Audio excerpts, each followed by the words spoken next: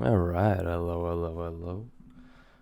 First off, I just want to say I'm still a little sick. It's pretty much on its last limbs, though. It's pretty well gone, so I'm feeling a lot better about that. But on the menu today, we've got a an interview by CNBC with Bill Gates.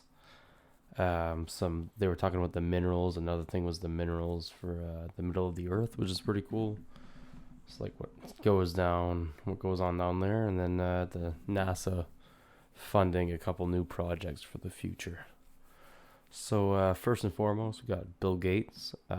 He was talking about some global warming and vegan food being better in the future, I guess, or vegetarian foods like Beyond Meat, Impossible Foods, or whatever it's called, the other one there. But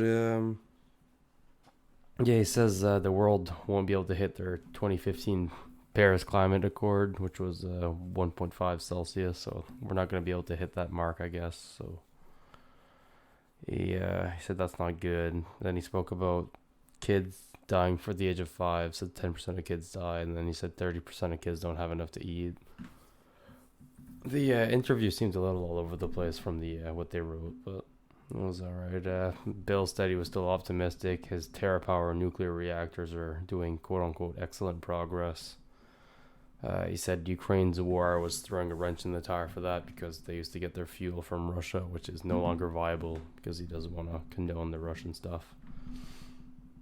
Um, he they made the claim that making electricity in itself is responsible for 27% of emissions, and then plants and animals are 19% of that. So that's according to his book that he wrote. If that's true, that's pretty interesting that the making electricity costs more than the whole farming industry. Basically, it's plants and animals. He backs several companies like I said earlier, Beyond Meat and Impossible Foods. He's invested in those since and says someday they'll be really good. And he also kind of said at the end that everybody should get an EV vehicle to contribute to climate change. So that was pretty much all that happened with that interview. The next one is the earth minerals. So Caltech researchers illustrated surprising behavior in the minerals deep in the planet's interior. So we're talking about the middle of the earth, basically. Couple big shots in the quote unquote mineral world. The little team had assembled there to do their research.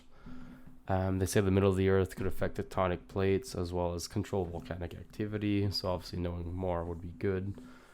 They said it's hard to go in there because it's hard to recreate that kind of situation where you have that much pressure and heat, basically.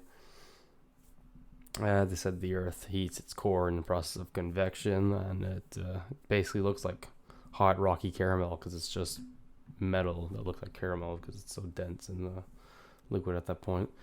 They said the pressure is very high, 135 gigapascals, which is in thousands of degrees Celsius, which is warm and dense.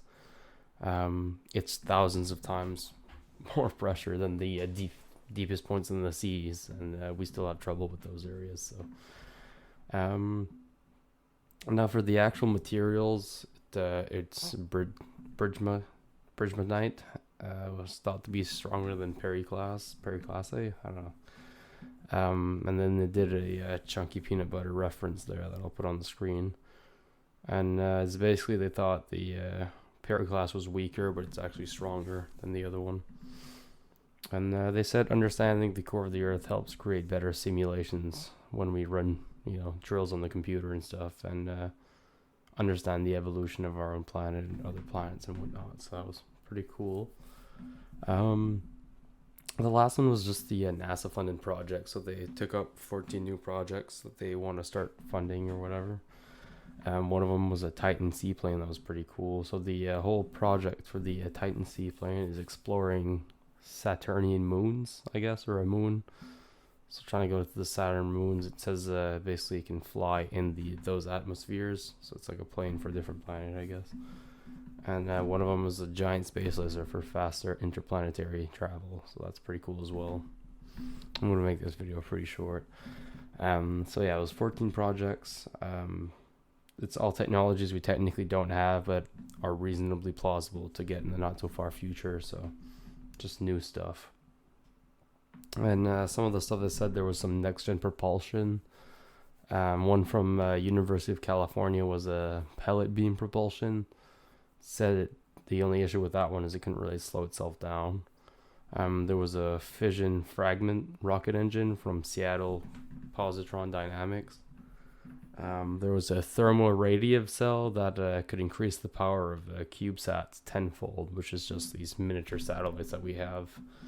And basically, they gave 175,000 for each of those projects. So each 14 of the projects they said they were accepting to develop the concept further. And then once it's developed further, I'm sure there'll be another stage like, okay, this works. They might invest more and whatnot, but they're starting off at 175.